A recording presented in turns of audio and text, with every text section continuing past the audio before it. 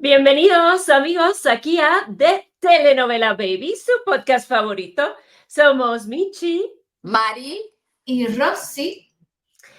Y fíjense, en el episodio pasado hablamos con Moisés Llorens sobre el adiós de su hermana, lo llamamos el episodio Moisés Llorens y el retiro de su MVP, Ana.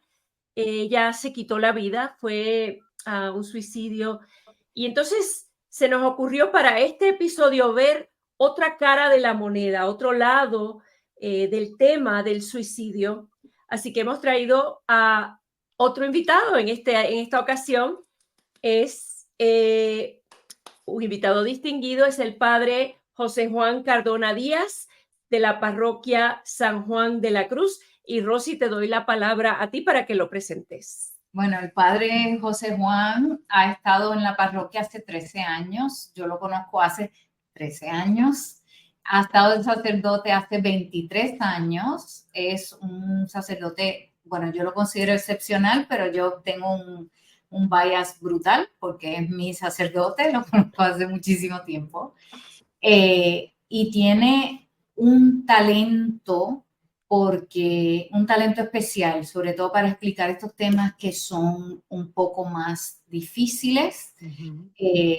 Tiene, además de que ha dado clases de filosofía, de teología, ha tenido su programa radial, o sea que él en los medios, y tiene su canal de YouTube para que lo busquen también. En los medios pues se ha destacado en pro de la fe católica, que es la fe de nosotros. Y entendemos que era un recurso magnífico para este tema que es tan serio y tan problemático porque pues la gente tiene su manera de pensar y queríamos que él viniera y nos hiciera un poquito más nos explicara un poco más de cómo la iglesia lidia y brega con estos temas que pues pasan en las familias de toda la vida, no es la nueva solamente, esto es un problema milenario. Y entonces queríamos invitarlo, así que Michi, te doy ahí la palabra para que lo traigas. Bueno, aquí viene el padre.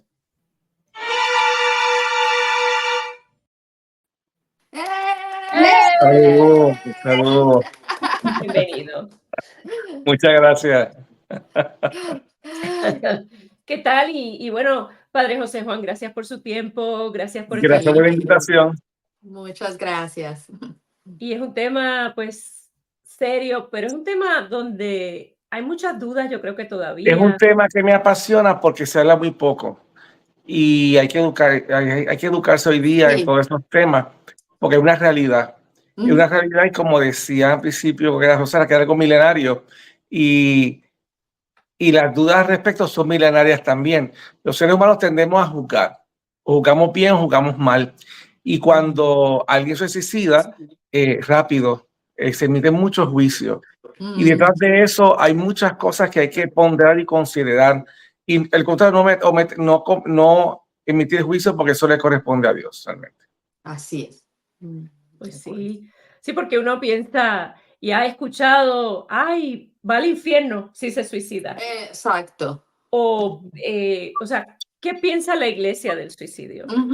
Bueno, ese pensamiento, gracias a Dios, ha evolucionado desde el año 1986, o sea que no hace mucho tiempo tampoco.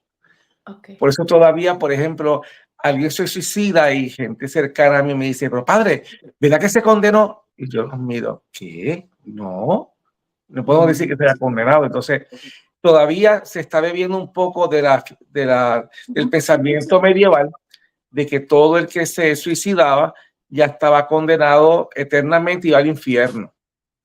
Tan es así que un día leyendo un poco sobre historia de Puerto Rico, cosas más particulares, muy particular, porque no se consigue donde quiere este tipo de información, y habló hace como 20 años que lo leí, encontré que los pueblos de Puerto Rico, además del cementerio famoso municipal que muchos pueblos conservan como lugar histórico, tal vez por la forma de las tumbas, lo que hay allí, la estética del lugar, existía un cementerio en las afueras, un lugar apartado de cada pueblo que se llamaba el cementerio de los condenados.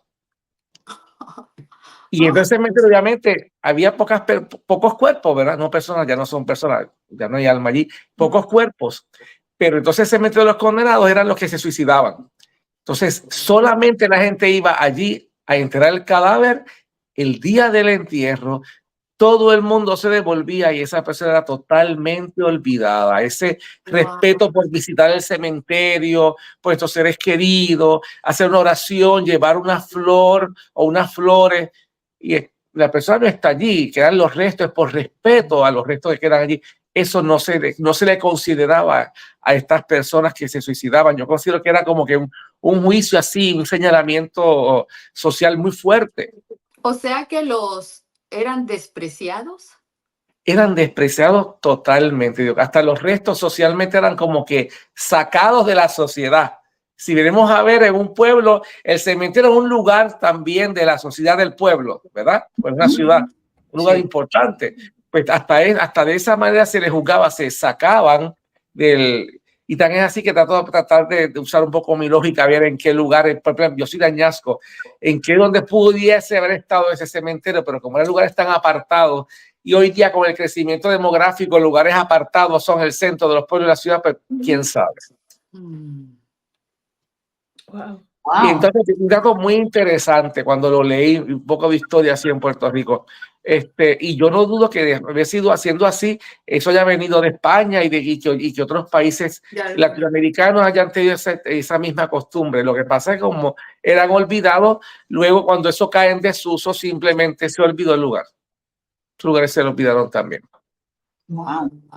Sí, pero gracias a Dios, la iglesia siempre empieza con la modernidad a aplicar un poco aplicar la ciencia. Okay. Y entonces, en el año 1986, cambia esa mentalidad. ¿Por qué? Porque científicamente y psiquiátricamente, una persona que atenta contra su vida y logra suicidarse, aunque hay casos excepcionales que no lo logran, ¿verdad? He sabido de casos que se pegó un tiro y la bala pasa de un lado y no perfora solamente la entrada y se quedó vivo. Yo digo, eso no le tocaba ese día. Pero mínimo existe psiquiátricamente un grado de demencia. ¿Qué pasa? Que el grado de demencia no es percibido a simple vista. El primer grado de demencia se logra saber el diagnóstico por medio de un examen psiquiátrico. Ya estados más avanzados de demencia sí es predecible. Por eso hay personas que se suicidan, que se ven normales, que hacen su vida normal, se expresan normalmente. Entonces, tomando eso en consideración, además que también se sabe, tanto la religión, la fe, ¿verdad? Y la parte científica, el ser humano siempre tiende a sobrevivir, no a atentar contra su vida. Por eso se habla de mínimo un grado de demencia. Por más que una persona esté sumida en una depresión profunda y problemas profundos, en el momento determinado se tiende a sobrevivir. Por ejemplo, he sabido de personas que están en una profunda depresión y se han curado la depresión lanzándose por un paracaídas. Oh, ajá. ¿Por qué? Porque aunque pues, tienes conciencia, de momento me estoy cayendo al vacío, yo quiero vivir. Y ahí se acabó la depresión. Yo he sabido casos que se lo han curado a sí mismos de esa manera. Wow, qué interesante. Y pues el hombre el ser humano tiende a sobrevivir. Y cuando vemos historias de catástrofe, accidentes y cosas que la persona que está viva, se nota esa lucha del hombre a sobrevivir, no a abandonarse y morir. Cuando yo estudiaba moral en el seminario, hace como casi 30 años, el profesor nos dijo una teoría del personal. Eso no está comprobado. Él, con lo que ha analizado y meditado y estudiado también durante su vida, él cree que una persona que se suicida planifica su suicidio en el inconsciente por lo menos 7 años antes. Eso no está comprobado, es una teoría de él. Pensando en lo que pasa, más o menos genéricamente pasa en el interior de una persona. Pero miren, no somos a nivel de la Iglesia Católica, incluso antes del 86, toda persona que se suicidaba no tenía exequias en la iglesia y no se le podía celebrar la misa tampoco. Ahora sí. Ahora sí. Desde el 86 se lleva el cadáver a la iglesia, se hace la Eucaristía, que no es servicio. En la iglesia protestante se llama servicio el culto. En la iglesia católica no es servicio, es la misa porque es un sacramento.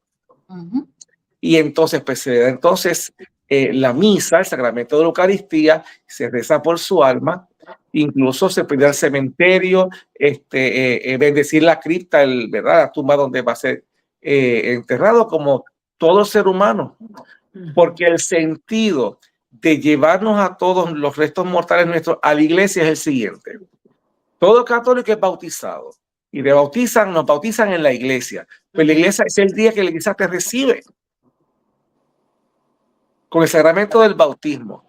Entonces hay toda una pastoral del duelo en todo esto, que cuando entonces uno fallece, ya tú no estás ahí, tu alma no está ahí, pero tus restos son los restos de una persona bautizada. Y con esa misma dignidad que se te recibió, con esa misma dignidad se te despiden tus restos en la iglesia. Y algo que la gente no sabe, la forma en que el cadáver se pone en la caja frente al altar, tiene mucho que ver también con eso. Por ejemplo, les voy a explicar. Cuando un laico, ¿verdad? Que no es sacerdote, un laico fallece, a veces se vela en la parroquia también, pero cuando se acomoda para empezar la Eucaristía, ustedes saben que el cadáver está así, de frente al altar. Pero entonces el cadáver queda con los pies hacia el altar y la cabeza hacia la entrada. Cuando es un sacerdote o un obispo, ¿verdad? O un papa, es al revés, porque como siempre estuvo en el altar, presidiendo la Eucaristía, pastoreando a la gente, pues se despide de la misma manera. Entonces se coloca al revés, con la cabeza hacia el altar y los pies hacia la puerta. Todos son detallitos de la pastoral del duelo que tienen cientos de años, pero que nos educan una catequesis particular y nos van dando la dignidad de los restos nuestros. O sea, no es que te moriste y ya. O sea, tu dignidad humana llega hasta el punto que tus restos hay que tratarlos con dignidad. Y mucha gente se opone hoy día a eso. Sea quien sea. ¿verdad? Sea quien sea. Se le dice católica, sea quien sea, hay que tratarlo con dignidad. Me voy a desviar un chililín del tema, porque es que también es un tema que tiene que ver con esto que acabas de hablar de los restos y la dignidad de los restos, porque ahora entiendo que hay una diferencia en la iglesia en cuanto a la cremación. Claro. Sí, esa diferencia que hubo era porque cómo se va a tratar los restos.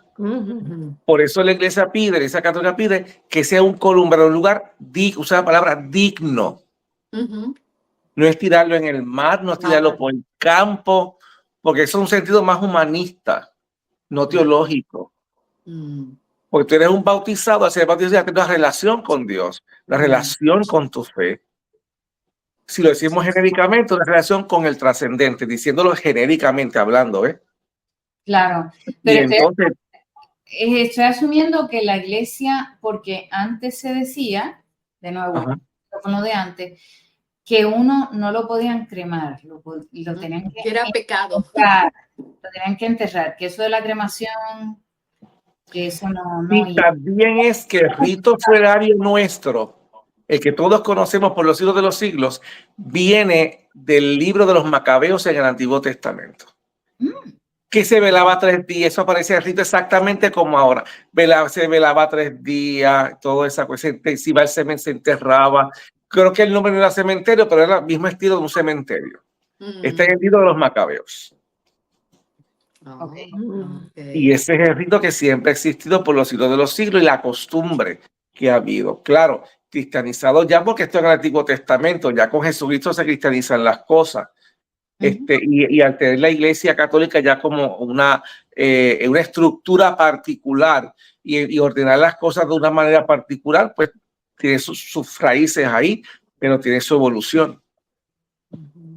Entonces, el caso de la cremación, pues ahora pues vamos a decir que se permite, pero con la condicionado a. Tal vez la gente puede preguntarse, ¿por qué la iglesia tarda tanto en aceptar ciertas cosas? Porque la iglesia, nosotros no podemos decirle a ustedes sí porque sí, no porque no. La cosa hay que estudiarla, hay que ver la base y dar una explicación a ustedes. Y eso toma tiempo, eso no es sacado de la manga. Claro, claro. ¿Y dónde investigamos las todo cosas? va cambiando, ¿verdad? Y como Se todo investiga y todo se investigan por estos filtros. La Biblia, que son las Sagradas Escrituras, la tradición de la iglesia y los escritos de los santos padres, del magisterio. Esto, que eso es los magisterios, el magisterio de la iglesia son hombres y mujeres que primero se ha declarado que han sido gente santa y que sus escritos son válidos para aumentar nuestra fe y que sus escritos están libres de error. Y entonces se busca ahí entre esos escritos que vayan iluminando el tema o la circunstancia de la que se quiera hablar o se quiere explicar o se quiere tomar una decisión. Entonces la tradición es qué ha hecho la gente en la iglesia por los siglos de los siglos en cuanto a un tema en particular. ¿Qué ha hecho la gente? ¿Qué se está acostumbrando? Porque la tradición es la fe que nace del corazón de la gente. Eso se toma en cuenta. Interesante. Sí. Interesante. Por eso digo que hay que educar a la gente de estas cosas. Son cosas que no se hablan, pero cuando ya la gente, ustedes ven esto, pues se entiende las cosas de otra manera. Claro. Y se pueden entender mejor las cosas. No es que vamos a entender todo, porque incluso en el tema del suicidio, por más que uno explique esto que he explicado, que si la parte psiquiátrica, que no es mi área, es lo poquito que sé de ese asunto, más la parte eclesiástica, que sí es mi especialidad, sigue siendo un misterio de lo que pasa internamente en la persona como tal. En ese momento que se va a suicidar, ¿qué pasa ahí? Eso nadie lo sabe. Eso entre Dios y la persona. Eso nadie lo puede ver ni por un examen clínico. Claro. Ni antes ni después del fallecimiento. ¿Y por qué tampoco podemos juzgar de que se condenó? Porque miren, Dios no agota su misericordia ni la oportunidad de que uno se arrepienta. Así sea en el último segundo. Por eso digo, ¿qué pasa internamente? Entre una persona, vamos a decir, antes de morir, solo sabe Dios y la persona. ¿Por qué buscan esas salidas, no? ¿Por qué? Exactamente. Siempre debe haber una razón, exacto. Padre, y si alguien sobrevive ese intento de suicidio, ¿debe confesarse de que, o sea, si entonces se mejora de su salud mental? O sea, si tiene un problema psiquiátrico, está fuera de sí. Por lo tanto, no tiene una conciencia de pecado. Claro. Bueno, sí. Ahí entra en juego lo que es la conciencia.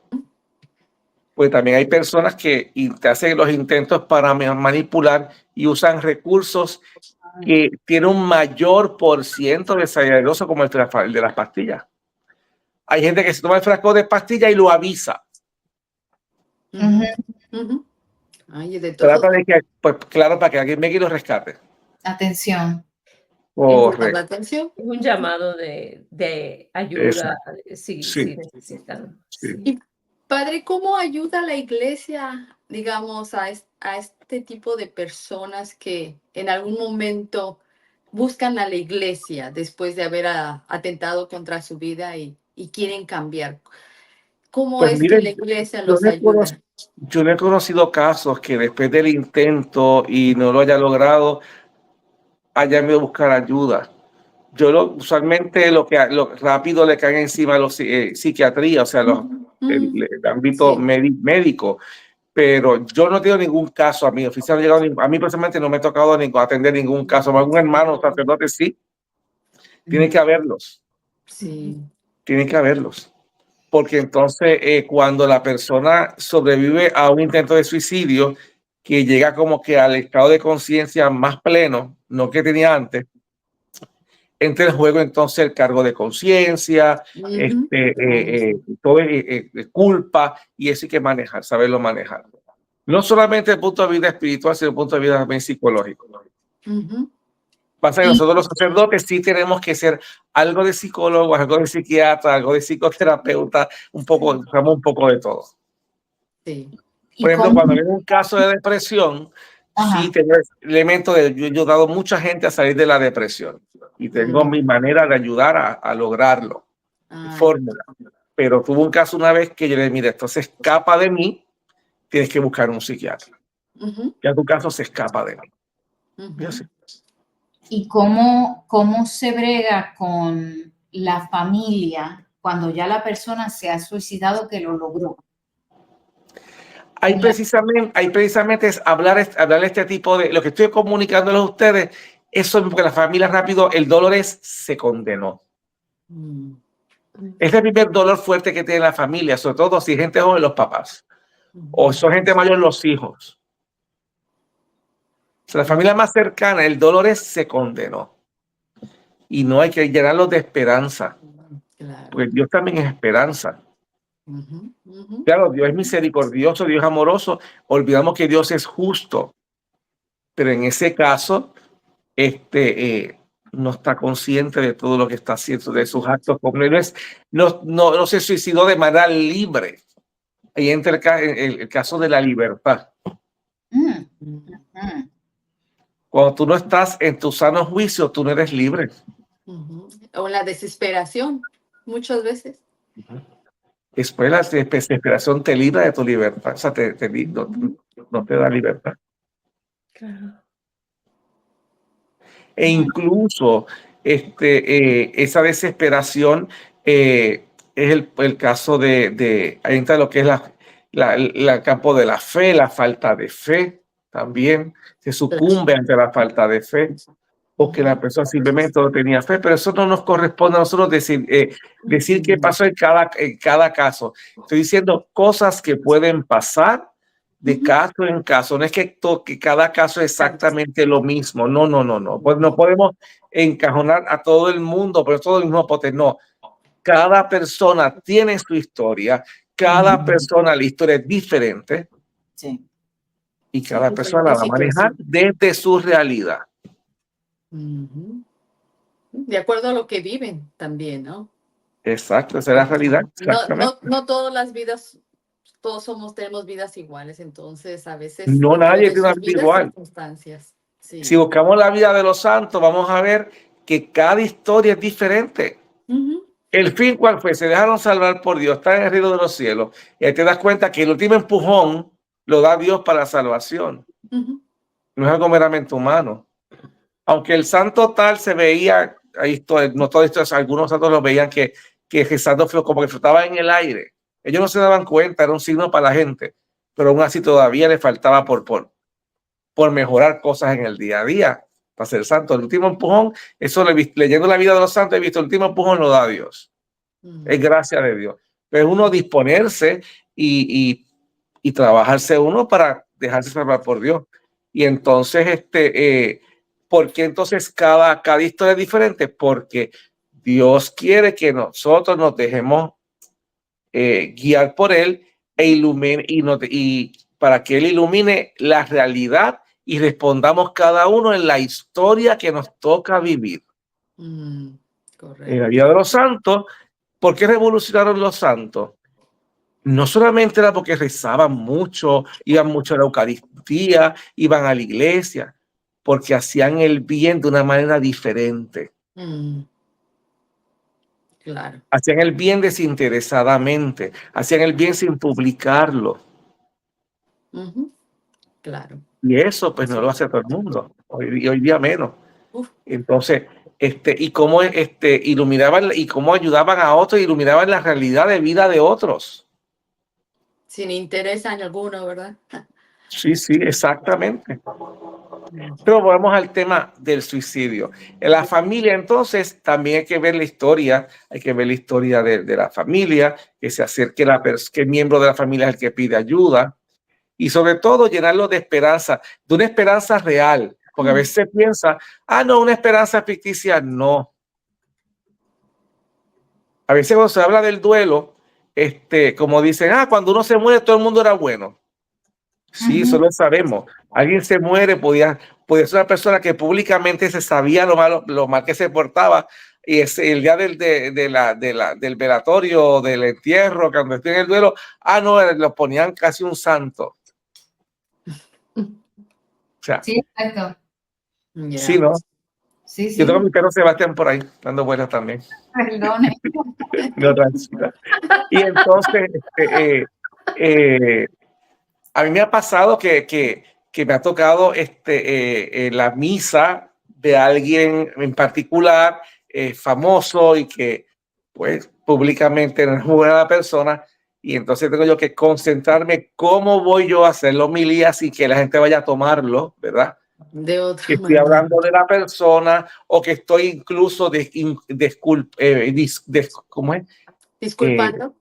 Disculpando, poniendo a la persona como una persona santa cuando públicamente pues no lo era. Y entonces en la despedida de oro pasa mucho eso, o sea, de pasar la manito no, o sea, tampoco vamos a hablar públicamente mal de las personas, pero decir lo correcto, o sea, despedir dignamente a la persona, porque fuera de lo que haya podido hacer, que no somos quienes para juzgarlo, están los restos de un ser humano, de un hijo de Dios, los restos de un hijo de Dios. Este episodio que se publica el 7 de octubre, esta semana es el Día de la Salud Mental, el jueves. Y el Papa Francisco ha rezado en varias ocasiones el Día de la Salud Mental por las víctimas de suicidio y sus familias. Él tiende a recordar esa causa, o sea, ese día especial. Él la menciona en sus oraciones. Es que el Papa Francisco, como todos, somos hijos de nuestra época, y me imagino que ya en Argentina y otros países donde él estuvo trabajando, es una realidad que nos toca vivir. Yo voy a hacer este comentario. Yo estudié en Venezuela para ser sacerdote 7 años allá, y estando en Puerto Rico recién ordenado sacerdote, un amigo se suicidó allá. Ay. Wow. Y yo sentí que se vino a despedir de mí esa madrugada, sin yo saber lo que había pasado. Por la mañana, era cuando estaban empezando a proliferar los correos electrónicos en las computadoras, y veo 2 de correo electrónico, y entonces ahí es que me entero. Y que yo le recé 7 misas por su alma. Incluso esa madrugada yo no podía conciliar mi sueño. Yo recé de todo por él, y el Señor, ¿será que él necesita esta oración? Y recé por él, y me di cuenta que sí se fue a despedir de mí. Sí. Y claro, cuando veo la situación, sí, mínimo tener un grado de demencia el pobre hombre. Sí.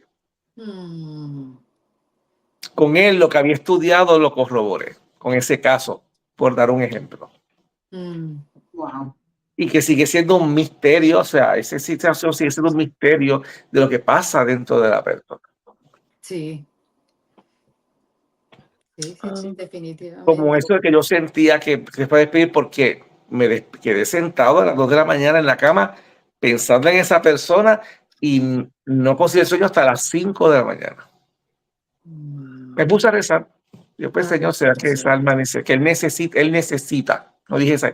¿Será que él necesitaba? Porque esa era la hora que se estaba suicidando, cuando me entero yo. Wow. Todo esto entra también en un misterio de las cosas. Sí.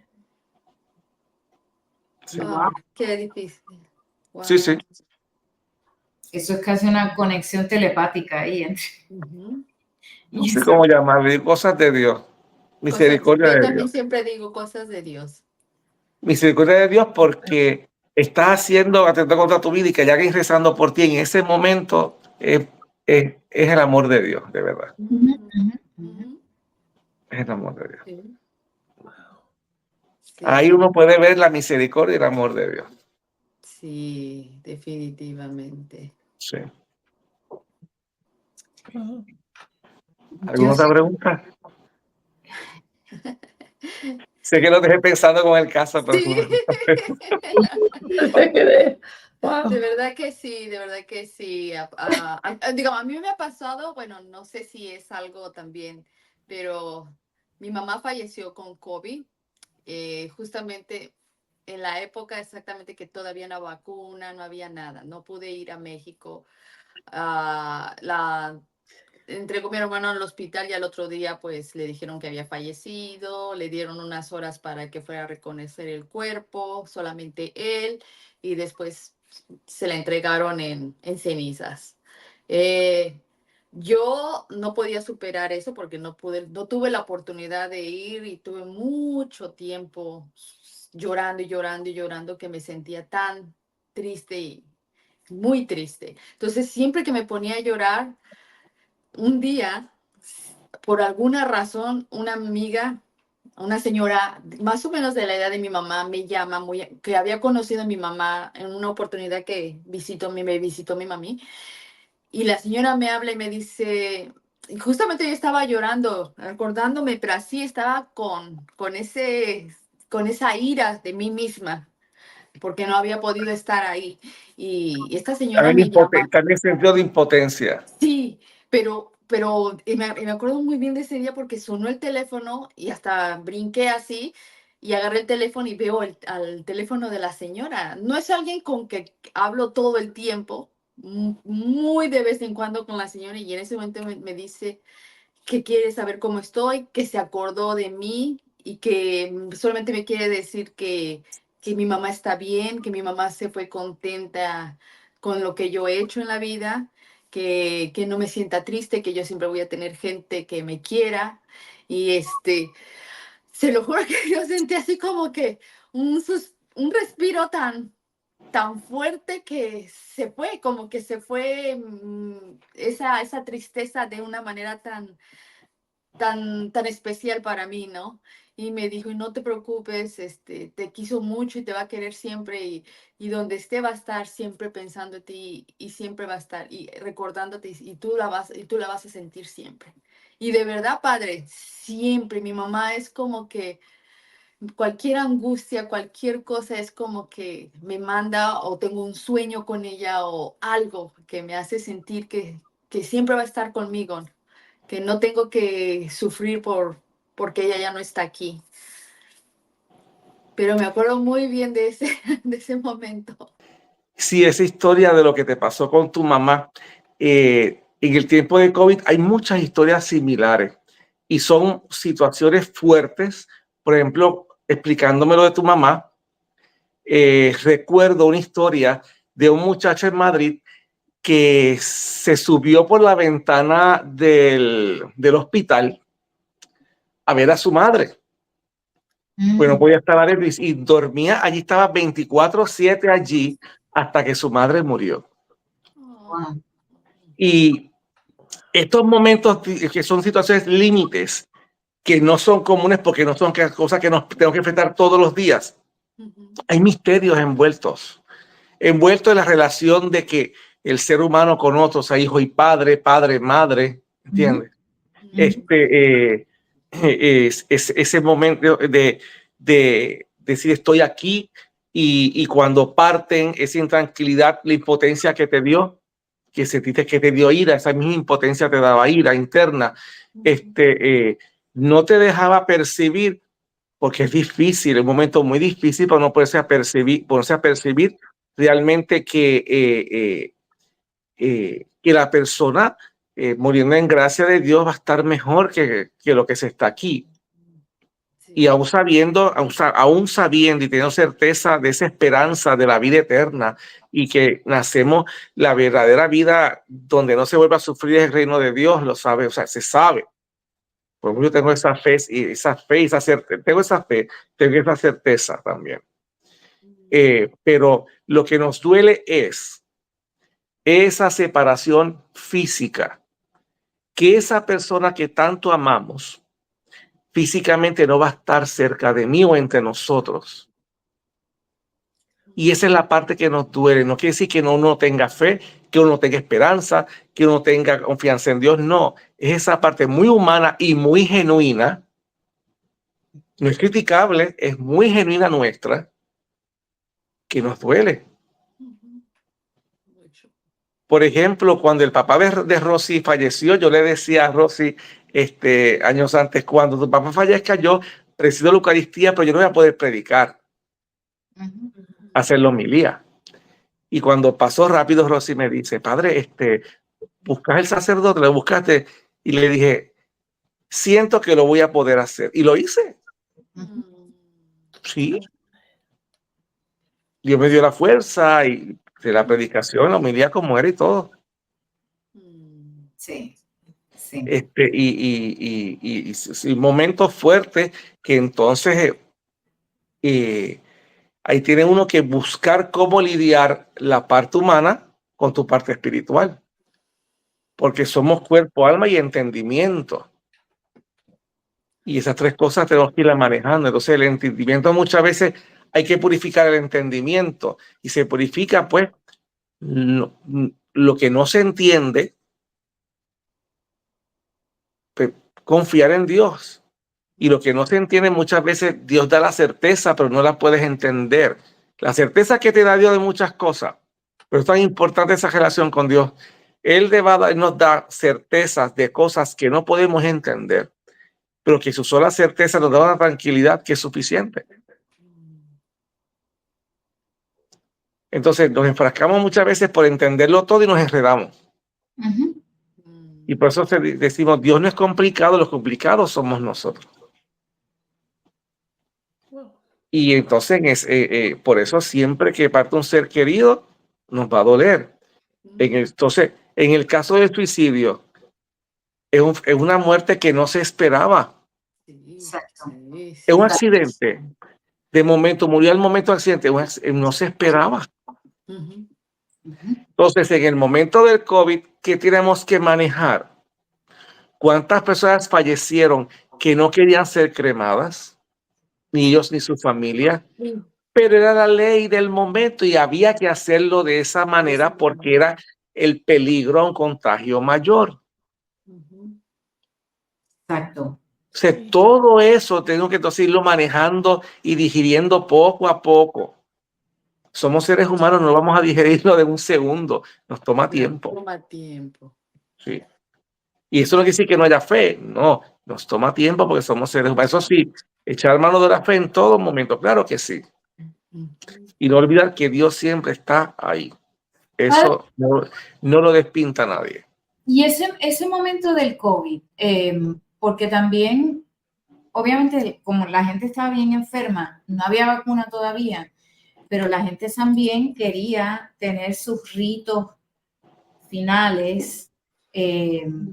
¿Cómo lo lidió la iglesia? Porque sé que fue difícil, fue un momento bien difícil, porque tenían que balancear a la persona. Fue sumamente difícil porque, por ejemplo, a mí me llaman un día para atender una exequia fúnebre en una funeraria, un área que no le corresponde a mi parroquia. No conseguían a ningún sacerdote. Yo le explico, es que no va a aparecer ninguno porque tenemos prohibido ir tanto a la funeraria como tener el cadáver acá. Claro. Lo tenemos prohibido por cuestión de salubridad. No sé, porque en ese momento no se sabía mucho, ni había vacuna tan siquiera. Imagínense que el Papa Francisco al principio, y eso lo puede corroborar en la historia, está en las noticias del momento, de aquel momento, dice: los sacerdotes salgan a ver a los enfermos, cuiden a los enfermos de COVID.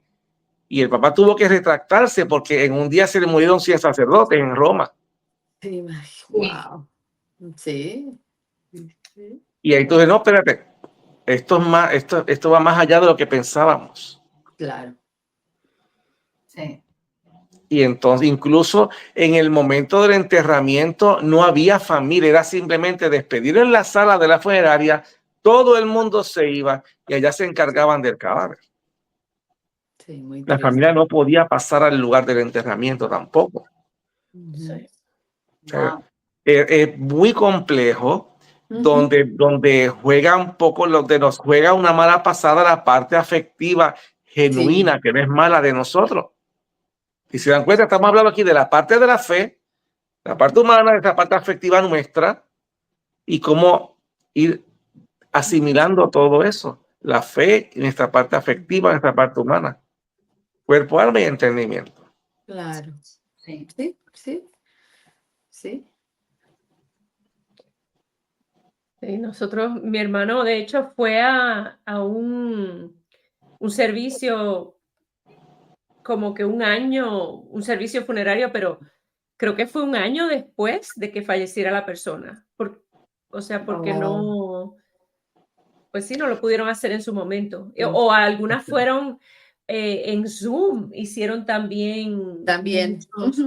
sí, muchas despedidas en Yo familia. sí tuve la oportunidad de una familia de ecuatorianos que este familiar falleció acá, lo cremaron, lo llevaron al columbario, no se pudo hacer ningún rito en aquel momento y más adelante tuvimos una misa aquí en la parroquia que entonces yo mismo le di la idea, vamos a transmitirla por Zoom y que su familia y amistades en Ecuador lo puedan ver. Qué lindo. Y entonces yo le facilité porque yo estaba grabando, todavía lo hago, ¿verdad? Pero yo grababa la misa, la editaba, tenía todo el tiempo del mundo, entonces la editaba, pues conozco de edición y demás de audio y video, y entonces podía poner más elementos, que ya les voy a explicar, elementos que utilizaba para ayudar también emocionalmente a la gente en ese momento. Y entonces, pues, se transmitió, me acuerdo, no por Zoom, se transmitió por Facebook Live, me acuerdo. Ah, sí. ¿Y cuáles Yo, fueron por ejemplo, este servidor, la Eucaristía, pues yo la grababa y había gente que me decía, pero todo el mundo lo hace en vivo y usted la graba. Sí, porque pongo otros elementos que ayudan a la gente. Por ejemplo, mucha gente me decía, padre, es que era como estar allí dentro de la iglesia. Esa era la idea. Otra gente lloraba porque sentía que como si hubiesen vuelto a la parroquia. ¿Por qué? Porque no estoy criticando como lo hacían y como sigas. No, yo porque tengo el conocimiento para hacerlo, lo hacía de esta otra manera. Pero yo veía que era un solo plano y todo se hacía ahí. Entonces yo hacía cambios usando el mismo teléfono, hacía los cambios de cámara. Y entonces puedes ver la Eucaristía bien de cerca, ver cuando estoy haciendo la predicación bien de cerca. Incluso hacía tomas que a mí mismo me impresionaba cuando la editaba. Yo hacía unas tomas donde yo entraba por la iglesia y todo vacío. Eso impresiona, Sí, sí. pero te ayuda a aceptar una realidad que mucha gente no lo quería aceptar. O sea, pues es una forma de ayudar también a la gente pastoralmente. Sí, Bueno, yo no estoy ahí, pero nadie está ahí tampoco. O sea, padre tuvo Y a mí les confieso, a mí como sacerdote, me impresionó, y lo recuerdo todavía, recuerdo ese sentimiento, de esa impresión, ese sentimiento de hablarle a una cámara, mirar así como si estuviese la gente y no haber nadie. Nadie. Sí. wow. Y hablarle a la gente, o sea, imaginarme a la gente en su casa, sentada en la casa, imaginarme tal vez una persona enferma para tratar de hablarle a todo el mundo, que todo el mundo recibiera algo. Sí. Porque eso era otra cosa. Todo el mundo buscaba algo de Dios en ese momento. Sí, definitivamente. Sí. Nosotros en casa, que éramos mami, papi, en ese momento, ¿verdad? Mami, papi y yo, llegábamos allí y era como que, pues, son las 11, vamos a ver la misa, y íbamos todos, la poníamos en la televisión, papi allí, mami y yo, rezamos, vamos a hacer la misa, ya que no podemos ir a la iglesia, pues lo vamos a hacer en casa, pero a la misma hora, para seguir la misma idea, el mismo momento, el mismo domingo, y entonces poder como que sentirnos en comunidad, aunque no pudiéramos ir a la iglesia. Puntos. Y me acuerdo que estuvo que hacer una vigilia pascual Sí. completa por Lindo. cámara, y también hicimos lo mismo porque no podíamos ir a la iglesia y él la tuvo que hacer solito. Yo me acuerdo que a modo de los signos litúrgicos, días antes con un amigo fraile grabamos una fogata completa como se hace normalmente, pero se grabó la fogata por la noche y, ¡Wow! yo canté el pregón y todo eso. Era, esa grabación tardó más de un día hacerla y editarla tomó varias horas. Pero era eso, que todos los elementos de la Pascua estuviesen ahí. Sí, Claro. y lo estaba. Entonces, y a veces me paraba los pelos porque era bendecir el agua bendita que se hace esa noche y la iglesia vacía. Era bendecir el cirio pascual y todo vacío. La gente, ¿dónde está? Sí, qué difícil. Sí. Qué difícil. Sí, entonces sí, la gente me mandaba fotos, era curioso. Algunos fotos eran cómicas, otras de verdad que te llevaban de mucha alegría y de ilusión para seguirlo haciendo, porque a veces me mandaban fotos de las familias reunidas con el televisor, se ponían el YouTube en el televisor para poner ponían fotos del perro viendo la Eucaristía. Y yo soy perro, como sabes que soy perruno, yo soy perruno también. Y entonces veía, pero lo curioso y bonito era ver los niños y los perritos pendientes a lo que se estaba, o sea, a lo que estábamos haciendo, porque la Eucaristía es oración, estábamos orando, estábamos rezando juntos. Colaborando todos juntos. Y también otras personas se juntaban en Zoom, uno posteaba la Eucaristía que yo enviaba grabada por YouTube y se veían las caritas. Era la forma de ellos reunirse. Ay, qué lindo. También. Y Padre. entonces el domingo de Ramos a mí se me ocurrió decirle a la gente, ponga en su casa una rama de palma afuera. Sí. Y la gente me enviaba las fotos. Y me impresionó eso porque no pedí las fotos. La gente me enviaba, padre, para que veas, pusimos el signo de... No era una rama bendita como se acostumbra en la iglesia, pero poner ese signo. Exacto. Exacto.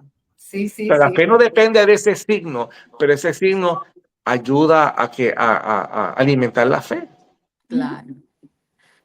Se usaron tantas alternativas, ¿verdad? Mira, yo trabajé en medios de comunicación por 4 años, trabajé 4 años radio y 1 año televisión, y yo decía que ya en esta etapa en mi vida, eso estaba, ya había pasado esa etapa en mi vida, y la pandemia vino a revolver todo eso. Talento. Como tenía todo el tiempo del mundo, pues actualizarme con la cuestión de las aplicaciones. Yo soy muy de Android, y entonces cómo hacerlo con Android. Si Android te da más libertades que el otro sistema, y entonces qué aplicación comprar es que sea efectiva, que con toda la creatividad que uno tiene poderlo tener para la gente. Claro. Porque lo que es la imagen son signos, símbolos, o sea, todo eso, el audio, todo eso tiene mucho que ver también. No solamente el contenido de la voz. Y fue bien interesante, incluso ahí yo escribo, compongo canciones, y entonces escribí una para de la pandemia, me acuerdo, en el lockdown. Entonces, toda esa ansiedad que yo tenía, porque todos nos dio ansiedad el encierro, yo escribí una canción. Entonces, luego de eso surgió la idea para publicarla el día de Navidad. Y entonces le dije al coro, a uno de los coros, mira, sáquenle música a ustedes y grábenla. Y se grabó y quedó muy bonita. Entonces, vamos a hacer un video con los celulares. Y está en YouTube, en el canal de YouTube está el video. Y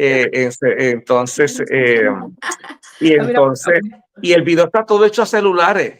Y se ve bien, este parece bien profesional. Yo quedé sorprendido con el resultado final. Y luego de ahí, cuento eso, porque de ahí ahora todos los años, pues yo escribo una canción diferente. Y si ven en el canal, van a ver que la producción mejora cada año. Y ya el año, diciembre, esta Navidad pasada, no fue a celular, fueron cámaras más profesionales. Y ahora este año ya estoy trabajando la preproducción y todo. Ya está la canción escrita desde enero pasado.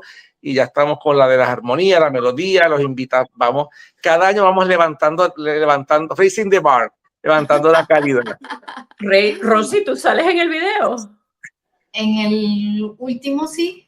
En el último ya sí, Rosy sale en el último video, sale. No sí. nos había contado nada. Espérate, Rosy. Esto es... No, y la letra es animar, educar y celebrar juntos. O sea, es una forma de que también yo pueda tener contacto con la gente más allá de la parroquia y dar alegría, de verdad. Que aquel momento hacía falta, pero no contábamos que después de ese momento fuerte del COVID, todavía hay COVID, ¿verdad? Pero que ese contacto todavía se necesita. Todavía está la misa, claro, no la hago como en aquel momento. Ahora yo grabo la misa de las 5 de la tarde y yo le hago unos cambios, le hago una edición. Y a veces he intentado, mira, vamos más a la normalidad, pero me escribe gente de otros lugares, enfermos, personas que se han ido de Puerto Rico y me dicen, es que no conecto con mi parroquia aquí en Estados Unidos, aquí no hay latino y por lo menos veo la misa de la parroquia, siento como que no me he ido. Y por eso todavía pues la sigo publicando. Pero de ejemplos de gente que usted ha podido conocer a través de su canal de YouTube, que no son necesariamente ni eran de la parroquia, ni tenían nada que ver con la parroquia, pero que usted los sí, he tenido buenísimas amistades hasta sacerdotes de otros países y que ya nos hemos visitado bien interesante. Por ejemplo, me contactó un obispo de la Iglesia Ortodoxa de Atenas, en Grecia. ¡Wow! Y en un país intermedio, hace unos años nos conocimos personalmente y él sabe 9 idiomas y parece que en el alegorismo le salió la misa de acá de la parroquia. Y me buscó y me contactó, por ejemplo. ¡Qué chévere! Y si nos están viendo en YouTube o en Spotify, tenemos aquí puesto la página. Sí, ya me di cuenta. La página. Sí. Promocionada. Pero si no, pues si nos escuchan nada más, el canal de YouTube es @Padre José Juan Cardona Díaz 4099 y lo vamos a anotar también en la descripción del capítulo. Así que ahí buscan en el canal, ahí aparece los archivos. Está la misa dominical, que es el archivo más grande. Está el otro que aparece, dice Cuaresma y Navidad. Cuaresma, yo hace unos años creé unos videos cortos para educar un poco sobre temas del tiempo de la Cuaresma y están ahí. Y entonces luego están las de Navidad, todos estos 4 años están ahí completos. Y seguirán estando hasta que Dios nos permita y seguir creando con la fe de poder seguir evangelizando, acompañando a la gente. Es un contacto más que uno tiene con la gente, dar alegría. La Navidad es el motivo de alegría al principio yo no cantaba, ahora salgo cantando y así poco a poco eso fue evolucionando. Bueno, quizás ese es el secreto, Mari, tienes que cantar porque él tiene 1100 seguidores y nosotros tenemos 24. Ay, yo no sé, la gente no se suscribe, nos ven los videos, pero no se suscriben. ¿Cuál es el secreto? Sí. Así que cantar, tienes que cantar, Mari. Cantar. Okay. Y Rosy dice que no canta, pero es mentira. Rosy canta en el coro. Sí, pues sí canta todos los de días, la iglesia. los domingos en la iglesia. Ella es la directora del coro de las 10 de la mañana aquí de la parroquia. Ya ves. Es la primera voz. Ya le di promoción gracias a Rosy. Sí, gracias. Ay, hablando de promoción. La queremos escuchar. ¿Tienes por ahí? ¿Tienes una tacita, padre? ¿Cómo? ¿Tiene la tacita? Tengo la bolsa de café divino. Voy a empezar café divino. Este es otro proyecto de la parroquia que trabajo también. Ok, voy a explicarlo entonces, ya que salimos totalmente del tema. Totalmente. La parroquia tiene una deuda de construcción. Yo no la construí, yo heredé la deuda y de $3.7 millones. Y ustedes saben cómo está la economía hoy día. Entonces, entre otras cosas que se hacen para pagar esa deuda, yo pedí permiso y creé Café Divino, café 100% arábica de Puerto Rico, de la ciudad de Palma Escrita, del pueblo de Las Marías. y se vende en supermercados principales, se vende aquí en Puerto Rico en supermercados principales como Amigos, Supermax, Cosechado en Torrimar, Pueblo, y se vende en la parroquia muy bien y muy sabroso. De esta parte es muy sabroso, de primera calidad, y nada, y ha gustado muchísimo, y es porque yo considero que en la iglesia no podemos ir con la costumbre de pedir y pedir y pedir y pedir nada más. Yo creo que hay una forma también de obtener fondos, acercándose a la gente. Claro, definitivamente. Y entonces esto es, es un trabajo que se realiza y es a cambio de algo, pero es algo que tú utilizas a diario, como el café, Sí, por ¿a ejemplo, quién no le gusta el estás café? aportando a la parroquia. Entonces, cuando creé la corporación, podía hacer sin fines de lucro. Digo, mira, voy a hacer la con fines de lucro para que no empiecen a criticar de que uno se está lucrando de esto. Y, pues, lo vamos poniendo sin fines de lucro. No, es con la corporación con fines de lucro, se pagan todos los impuestos aplicables en el del gobierno y se obtiene dinero para el principal del préstamo de construcción de la iglesia. Wow, y en el 3,000 no sé cuánto se va a pagar esa deuda, porque yo no sé cuándo, esto está en manos de Dios. Poco a poquito. Yo aprendí algo, yo hago mi parte, humanamente hablando, el resto le toca a Dios. claro, Así es. Yo hago mi parte. Y puede haber otros asesores que lo haga sin el café, yo lo hago de la manera que sé hacerlo. ¿Y se consigue por Amazon? Bonito. Pronto estoy trabajando eso también. Porque Hay varios, no lo va a tener que mandar. hay varios. Incluso voy a sacar una marca, otra marca de café, porque ese es premium, ese es más costoso, porque el café puertorriqueño arábico es costoso. Mezcla de afuera y de Puerto Rico. Y el concepto es bien bonito, llevo años trabajándolo. La gente ve que yo saco algo, pero la gente no sabe que llevo años. Primero soy sacerdote, primero está la parroquia. Y Rosy sabe que yo con esto no desatiendo la parroquia. Incluso Rosy sabe que esto pudiese estar en otro nivel, pero no lo está porque primero está la parroquia. Y entonces en ratos libres voy trabajando cositas. Cuando vengo a ver, ya está el otro proyecto hecho. Y lo lanzamos. Sí. Y entonces el nombre que ya está con derechos reservados y todo, se llama Café del Barrio. Y el concepto ¿cuál es? Compartir. El concepto es compartir. Qué lindo. Qué rico, qué rico. Mira, Café Divino como bajado del cielo, ¿verdad? El otro es Café del Barrio, vamos a compartir. Muy bien. Porque en el barrio puertorriqueño, ¿qué es lo que usualmente se hacía y poca gente lo sigue haciendo? Se comparte. Exacto. Se dialoga. Claro, Se comparte la tristeza, las alegrías, las penas, el gozo, todo se comparte. Sí, sí. Y por cierto, nos faltó nuestro cafecito aquí, ¿verdad? Aquí yo tengo el mío, aquí yo traje el mío. Tiene una taza que dice Café Divino. Correcto. Como era en el campo de antes. Pues qué divino. Pues, tiene una taza y tiene ay, ¿cómo se llama? Se me quedó el colador. ¡Wow! Sí, lo tengo ahí en la cocina. Por cierto, ese café lo hice con el colador. Que en Puerto Rico, en el campo puertorriqueño, se hacía el café con una media de tela. Sí.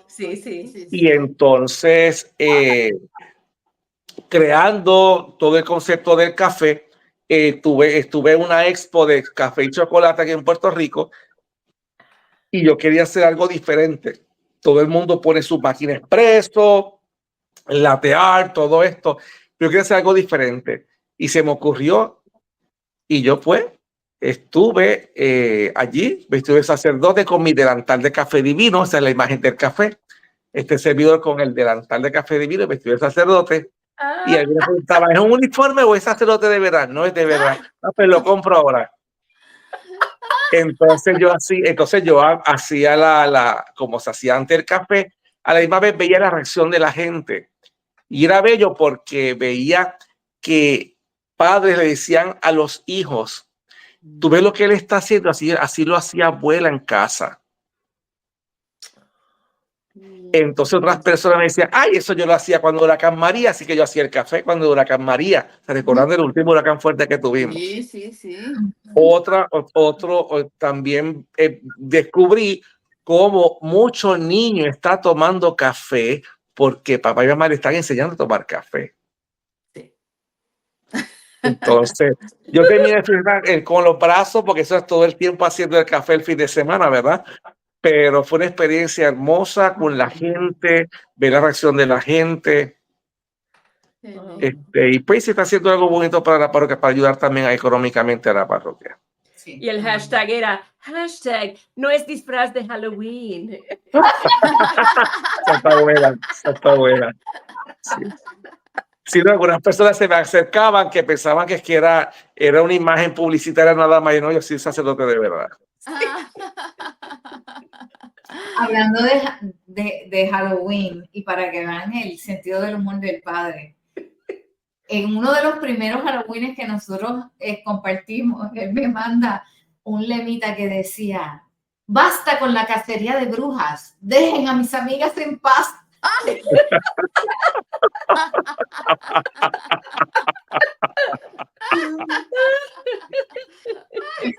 Todas ellas tuvieron parodias rápido. Todas ellas supieron reaccionar. Buen sentido. Excelente. Sí. No podemos perder, miren, nosotros no podemos perder el sentido del humor. Ser católico, ser gente de fe, ser gente que busca de Dios, no podemos perder el sentido del humor. Cuando uno estudia la vida pública de Jesús, de la Biblia, te das cuenta que Jesús tenía y tiene, porque sigue viviendo, un buen sentido del humor. E incluso cada uno lo puede ver en su vida, Dios tiene un sentido del humor muy particular. Oh, sí. Y lo usa con nosotros, ¿saben? Créanme. Yo doy fe de eso. Digo, Señor, tú tienes un humor bien bueno. Un sentido del humor que educa y enseña. Sí. Y me llena de mucha alegría eso, créanme. Puedo compartir con ustedes, de verdad. Ay. Sí. Qué bueno. Porque Dios tiene un sentido del humor precioso, de verdad. Bueno. Sí, Rosy nos ha hablado mucho de este, así que Sí. Bueno, todo. Todo bueno. Así que, bueno, pues creo que con esa nota positiva podemos decir, Padre José Juan Cardona Díaz, muchas gracias, de verdad. Sí, mucho gusto. Gracias por la invitación, siempre a la orden. Sí, que no sea nada más de decir, hay que invitarlo varias veces. Hay muchos Con temas gusto, aquí estamos. Hay muchos temas que yo creo que podemos abordar con usted específicamente y sí. No tengo ningún problema. Muy interesante. Yo creo que nuestros videntes, no son televidentes, son videntes. WhatsApp videntes, bueno, puede hacer que, pero ¿verdad? Los videntes virtuales. No WhatsApp. Esa nueva nomenclatura que usan la parte de lo que es virtual, los videntes virtuales. Exacto. Muy bien. Y los que nos escuchan, pues encontrarán una conversación muy interesante. Así que suscríbanse, amigos. Ya saben, en Apple Podcasts, en Spotify y en YouTube, y dejen comentarios. La suscripción es bien importante. No deje el canal sin haberse suscrito. ¿Sabe por qué? Porque en cuanto suban la información, usted lo va a recibir primero. Exacto. Ya lo escucharon primero. Exacto. Así que aquí primero. Esto es de Telenovela Baby y nosotros somos Michi, Mari, Rosy y el Padre José Juan. Que Dios los bendiga y la Santísima Virgen acompañe siempre a todos. Muchas gracias. Gracias por su bendición. Y adiós, amigos. Adiós, amigos.